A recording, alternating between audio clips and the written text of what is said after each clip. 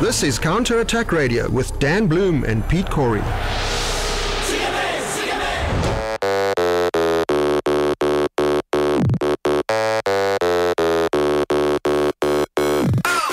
Dani Alves. Look at Messi scything through the middle.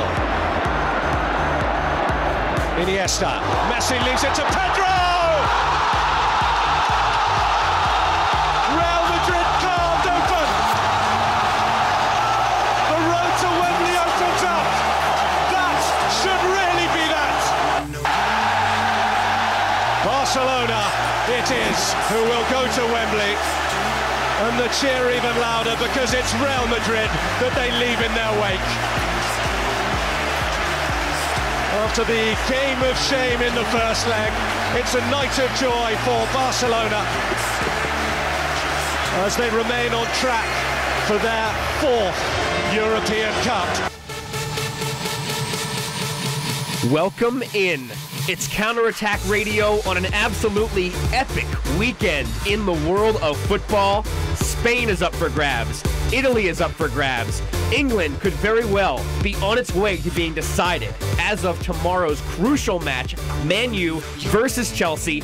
Big games happening today as well. I'm Dan Bloom alongside Pete Koury, here to dish it up about the Premier League, previewing Everton versus Manchester City, but beginning with the top club competition in the world. Pete Koury, we have our final, the dream final, the best team in Spain, FC Barcelona, the best team in England, Manchester United, going head-to-head.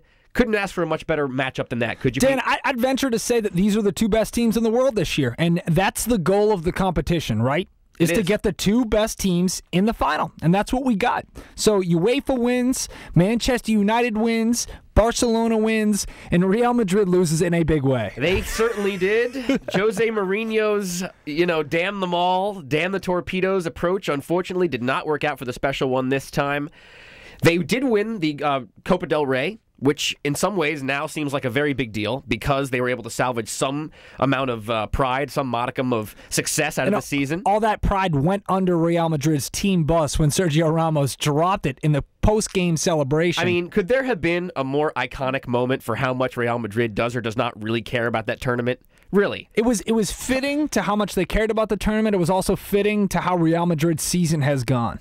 That's true.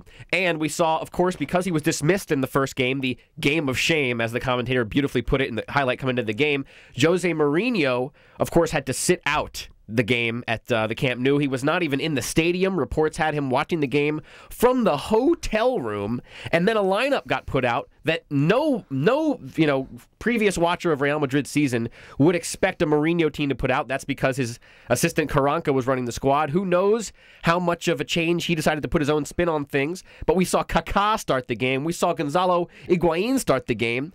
Two players that Jose Mourinho does not seem to favor very much. But Higuaín almost paid huge dividends. He seemed to have scored a goal in the 46th minute of the game that was called. Dan, that was a goal. Called offside. Danny boy, that was a goal.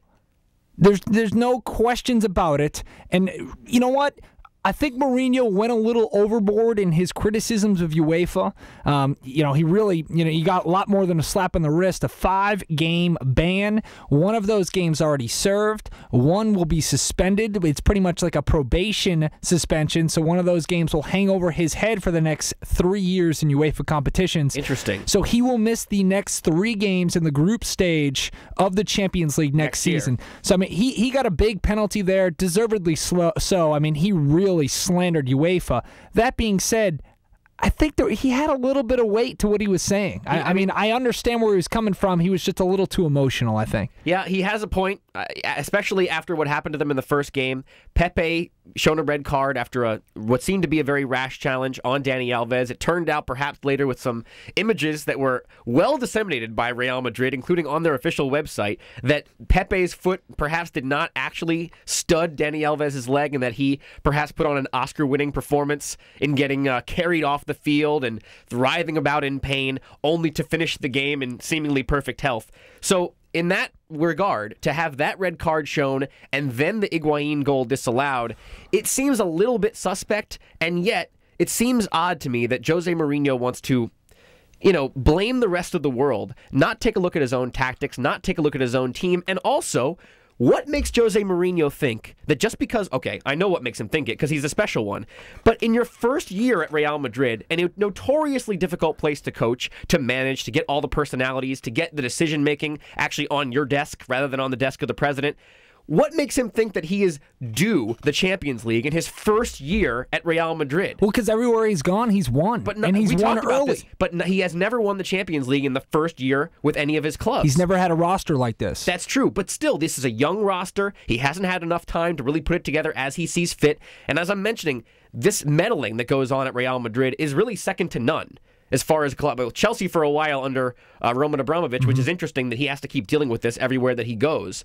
But it also has to do with the fact that he's a hired gun. He's not a Pep Guardiola who came up in La Masia and is now coaching the team that he was destined to coach all along. He's a hired gun, so he has to deal with these scenarios with, crazy egomaniac owners and presidents making their own decisions and forcing that hand upon him. But to me, if you just take a step back, and I know I like to do this a lot, but if you consult the football gods, it's with the football gods already, Danny. It's clear. Barcelona had 70% of possession in both of the games. I grant you some bad decisions went against Real Madrid, but Real didn't really pressure Barcelona in a positive way. Somehow they were able to really pull it together and do a great job in the Copa del Rey. If they would have played with that amount of fire, intensity, if they'd have stayed on the front foot, then maybe I'd be willing to listen to more of these arguments. But they didn't. They ceded possession, they ceded the entire game to Barcelona, and they let Barca play. And you know what? When they played with the ball, they seemed to score phenomenal goals that didn't come off of set pieces, and you can't question their quality. As the announcer said, in the second leg of the Champions League, you pay $250 million for attackers, let them attack. And the tactics completely went against the personnel. That's one thing I will never understand with Mourinho. He is so, consumed with himself, and he is so convinced that his system overrides player talent, player personnel. And we've seen coaches fail miserably, this season especially. Rafa Benitez comes to mind. Roy Hodgson comes to mind. Excellent. These guys came into a team with a lot of talent, but they put in a system that did not necessarily reflect the personnel.